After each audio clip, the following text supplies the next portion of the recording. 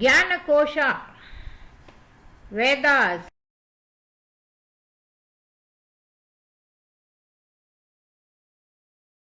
ॐ गणानां त्वा गणपतिगुं हवामहे कविं कवीनामुपवस्त्रमस्तमं ज्येष्ठराजं ब्रह्मणान् ब्रह्मणस्पदानः शृण्वन्नोतिभिस्सीदसादनम्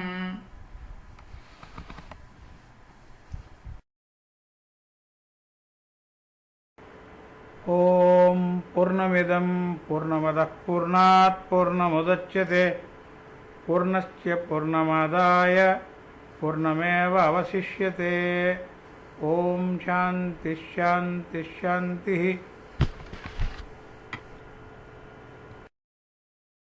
ओम सहना भवतु सहनौ भुनक्तु सह वीर्यं करवावहै तेजस्विनावधीतमस्तु मा विद्विषावहै। ओम शांति शांति शांति। Shukla Yajurveda Upanishads, Brihadaranyaka Upanishad, Chapter 3, Part 2. He who inhabits the moon and stars but is within it, whom the moon and stars does not know, whose body is the moon and stars, and who controls the moon and stars from within, is the internal ruler, your own immortal self.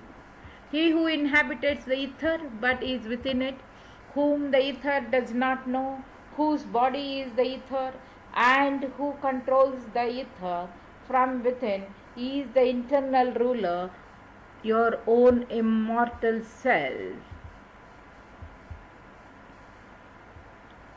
He who inhabits darkness but is within it, whom darkness does not know, whose body is darkness and who controls darkness from within, is the internal ruler, your own immortal self. He who inhabits light but is within it, whom light does not know, whose body is light and who controls light from within, is the internal ruler, your own immortal self. This much with reference to the gods. Now with reference to the beings. He who inhabits all beings but is within it, whom no being knows, whose body is all being, and who controls all beings from within, is the internal ruler, your own immortal self. This much with reference to the beings. Now with reference to the body. He who inhabits the nose but is within it, whom the nose does not know, whose body is the nose, and who controls the nose from within, is the internal ruler, your own immortal self. He who inhabits the organ of speech but is within it, whom the organ of speech does not know, whose body is the organ of speech, and who controls the organ of speech from within, is the internal ruler, your own immortal self.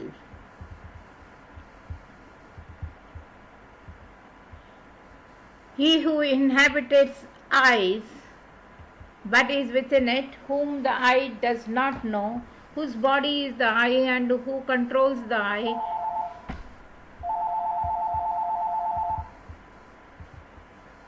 he who inhabits the ear but is within it, whom the ear does not know, whose body is the ear and who controls the ear from within, is the internal ruler, your own immortal self. He who inhabits the mind, manas, but is within it, whom the mind does not know, whose body is the mind, and who controls the mind from within, is the internal ruler, your own immortal self. He who inhabits the skin, but is within it, whom the skin does not know, whose body is the skin, and who controls the skin from within, is the internal ruler, your own immortal self. He who inhabits the intellect but is within it, whom the intellect does not know, whose body is the intellect and who controls the intellect from within, is the internal ruler, your own immortal self. He who inhabits the organs of generation but is within it, whom the organs of generation does not know, whose body is the organ of generation and who controls the organ of generation. From within is the internal ruler, your own immortal self. He is never seen, but he is the witness. He is never heard, but he is the hearer. He is never thought, but he is the thinker. He is never known, but he is the knower. There is no other witness but him, no other hearer but him, no other thinker but him, no other knower but him. He is the internal ruler, your own immortal self.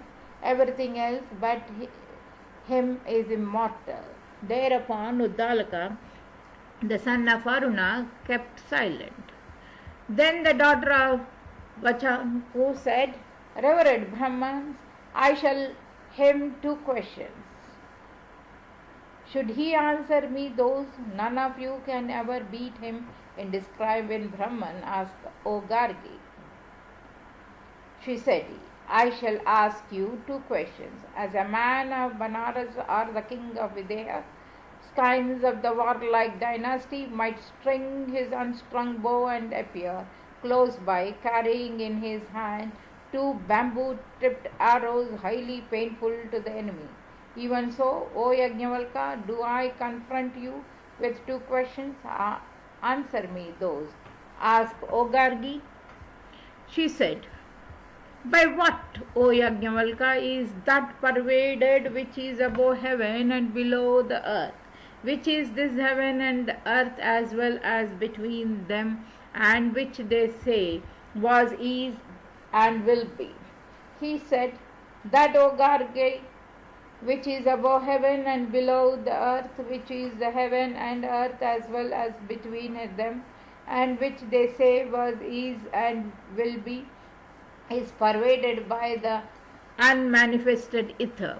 She said, I bow to you, Yajnavalka, who have fully answered this question of mine. Now be ready for the other question. Ask O Gargi. She said, By what, O Yajnavalka, is that pervaded which is above heaven and below the earth, which is this heaven and earth as well as between them, and which they say was, is, and will be?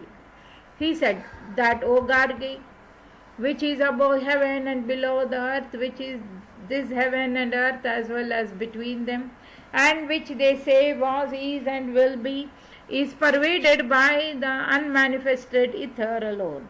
By what is the unmanifested ether pervaded? He said, O Gargi, the knowers of Brahma say this immutable is that it is neither gross nor minute, neither short nor long, neither red color nor oilness, neither shadow nor darkness, neither air nor ether, unattached, neither severe nor odor, without eyes or ears, without the vocal organ, O mind, non-luminous, without the vital force or mouth, not a measure, and without interior or exterior. It does not eat anything, nor is it eaten by anybody. Under the mighty rule of this immutable, O Gargi, the sun and moon are held in their position. Under the mighty rule of this immutable, O Gargi, heaven and earth maintain their position. Under the mighty rule of this immutable, O Gargi, moments, muhurtas, days and nights, fortnights, months, seasons and years are held in their respective places under the mighty rule of this immutable. O Gargi, some rivers flow eastward from the White Mountains, others flowing westward continue in that direction, and still others keep to their respective courses under the mighty rule of this immutable.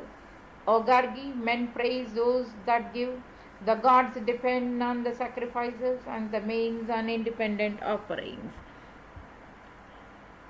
He, O Gargi, who in this world without knowing this immutable offers oblations in the fire, performs sacrifices and undergoes austerities even for many thousand years, finds all such acts but perishable.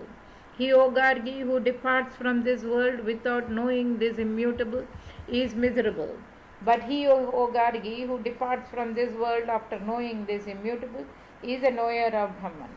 This immutable, O Gargi, is never seen but is the witness. It is never heard but is the hearer. It is never thought, but it is the thinker. It is never known, but he is the knower. There is no other witness but this, no other hearer but this, no other thinker but this, no other knower but this.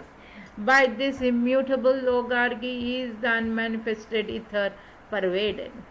She said, Reverend Brahmins, you should consider yourself fortunate if you can get off from him through salutations. Never shall any one of you beat him in describing Brahman. Then the daughter of Vachakanu kept silent. Then Vidagha, the son of Sakla, asked him, How many gods are there, Yajnavalka? Yajnavalka decided it through this group of mantras known as Nivid, saying, As many as are indicated in the Nivid of the Vishwadevas, 303 and 3003. Very well, said Sakalya. How many gods exactly are there, Yajnavalka? 33. Very well, said the other. How many gods exactly are there, Yajnavalka? 6. Very well, said Sakalya. How many gods exactly are there, Yajnavalka? 3. Very well, said the other. How many gods exactly are there, Yajnavalka? 2. Very well, said Sakalya. How many gods exactly are there, Yajnavalka? 1.5. Very well, said Sakalya. How many gods exactly are there, Yajnavalka? 1. Very well, said Sakalya. Which are those 303 and 3003? Yajnavalka said, These are but the manifestations of them, but there are only 33 gods. Which are those 33? The 8 Vasus, the 11 Rudras and the 12 Adityas. These are 31, and Indra and Prajapati make up the 33. Which are the Vasus? Fire, the earth, air, the sky, the sun, heaven, the moon and the stars. These are the Vasus. For in these are this is placed, therefore they are called Vasus. Which are the Rudras? The 10 organs in the human body with the mind as 11. When they depart from this mortal body, they make one's relatives weep. Because they then make them weep, therefore they are called Rudras. Which are the Adityas? The 12 months are parts of a year. These are the Adityas, for they go taking all this with them. Because they go to taking all this with them, therefore they are called Adityas. Which is Indra and which is Prajapati? The cloud itself is Indra and the sacrifice is Prajapati. Which is the cloud? Thunder, strength. Which is the sacrifice? Animals. Which are the 6 gods? Fire, the earth, air, the sky, the sun and heaven. These are the 6, because of all these gods are comprised these 6. Which are the 3 gods? These 3 worlds alone, because in these all those gods are comprised. Which are the 2 gods? Matter and the vital force. Which are the 1.5? This air that blows. Regarding this one, some say, since the air blows as one substance, how can it be 1.5? It is 1.5 because through its presence all this attains surpassing glory, which is the one God, the vital force, Hiranyagarbha. It is Brahman, which is called Tyat, that.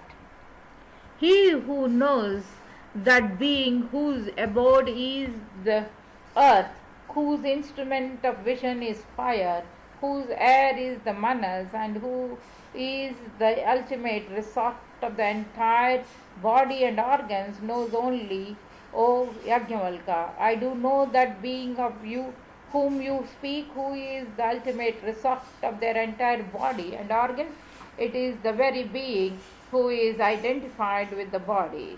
Go on, Sakalya, who is his deity, cause, nectar, child, said he. He who knows that being whose abode is lust, whose instrument of vision is the intellect, whose light is the manas, and who is the ultimate resort of the entire body and organs, knows truly, O Yajnavalka. I do know that being of whom you speak, who is the ultimate resort of the entire body and organs. It is the very being who is identified with lust. Go on, Sakalya, who is this deity? Women, said he. He who knows that being whose abode is colors, whose instrument of vision is the eye, whose light is the manas, and who is the ultimate resort of the entire body and organs, knows truly, O Yajnavalkya. I do know that being of whom you speak, who is the ultimate resort of the entire body and organ. It is the very being who is in the sun. Go on, Sakalya, who is his deity, truth. The eye, said he. He who knows that being whose abode is the ether, whose instrument of vision is the ear, whose light is the manas, and who is the ultimate resort of the entire body and organs, knows truly, O Yajnavalkya. I do know that being of whom you speak, who is the ultimate resort of the entire body and organs. It is the very being who is identified with the ear and with the time of hearing. Go on, Sakalya. Who is this his deity, the quarters, said he. He who knows that being whose abode is darkness, whose instrument of vision is the intellect, whose light is the manas, and who is the ultimate resort of the entire body and organ, knows truly, O Yajnavalkya. I do know that being of whom you speak, who is the ultimate resort of the entire body and organ. It is the very being who is identified with shadow, ignorance. Go on, Sakalya, who is his deity, death. He who knows that being whose abode is particular color, whose instrument of vision is the eye, whose light is the manas, and who is the ultimate resort of the entire body and organs, knows truly, O Yajnavalkya. I do know that being of whom you speak, who is the ultimate resort of the entire body and organs. It is the very being who is in a looking glass. Go on, Sakalya, who is his deity, the vital force, said he. He who knows that being whose abode is water, whose instrument of vision is the intellect, whose light is the manas, and who is the ultimate resort of the entire body and organs, knows truly. O Yajnavalkya, I do know that being of whom you speak, who is the ultimate resort of the entire body and organ. It is the very being who is in water. Go on, Sakalya, who is his deity, Varuna, said he.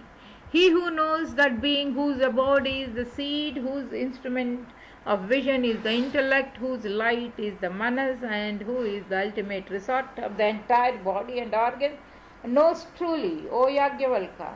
I do know that being of whom you speak, who is the ultimate resort of the entire body and organ.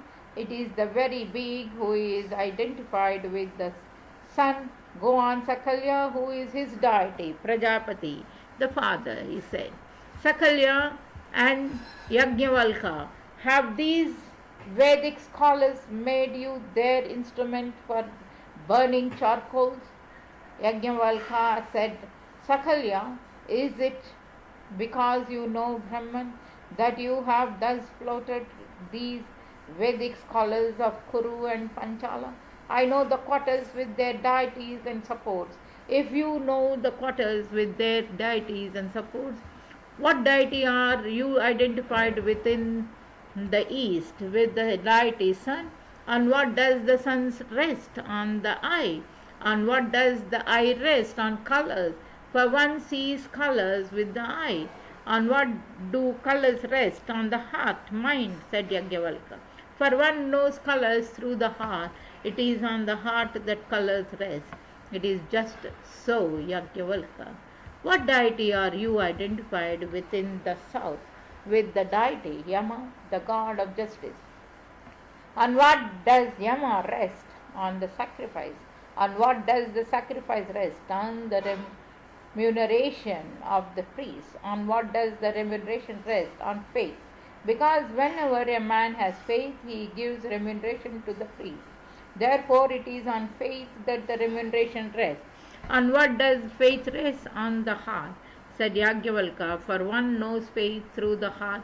Therefore, it is on the heart that faith rests. It is just so, Yajnavalkya.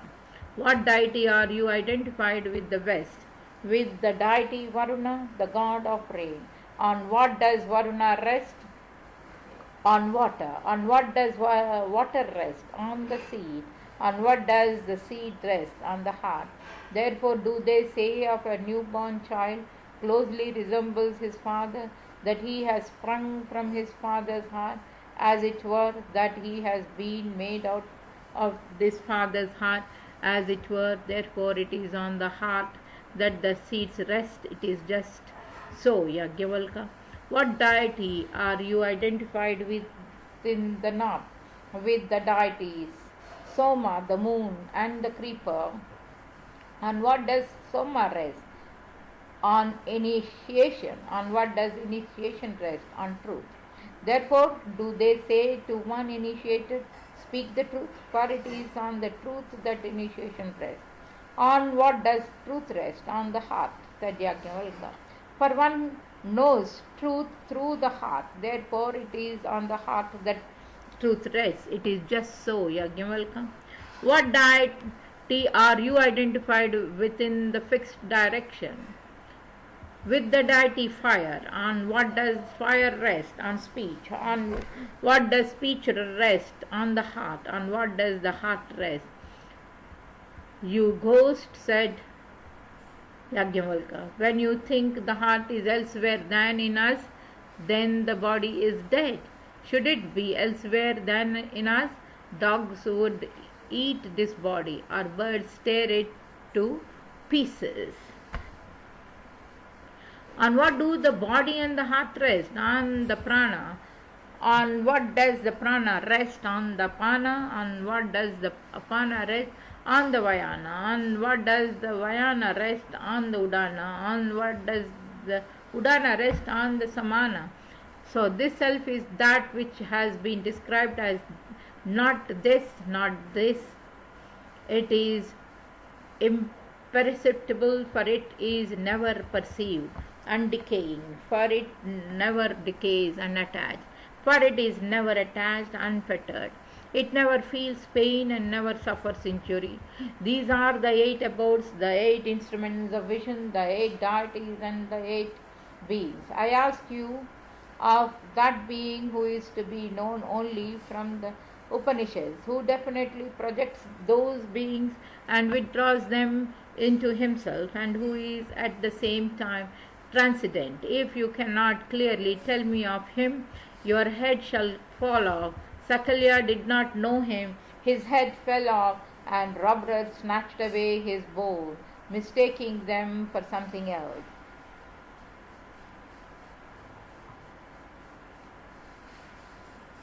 Then he said, Reverend Brahmanas, whichever amongst you wishes may interrogate me, or all of you may, or I shall question whichever among you wishes, or all of you. The Brahmanas did not dare. He asked them through these verses, as a large tree, so indeed is a man. True, his hair is its leaves, his skin is outer bark. It is from his skin that blood flows, and from the bark sap. Therefore, when a man is wounded, blood flows as sap from a tree is injured.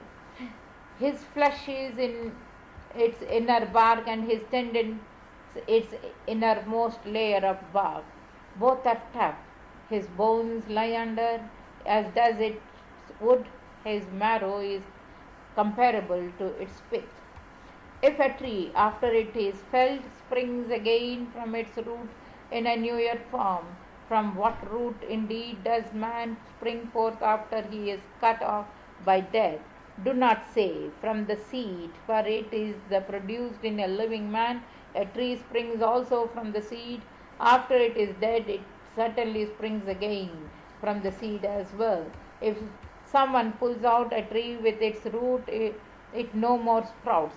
From what root does a man spring forth after he is cut off by death? If you think he is ever born, I say no, he is again born. Now who should again bring him forth? Knowledge, bliss, Brahman, the supreme goal of the dispenser of wealth, as well as of him who has realized Brahman and lives in it.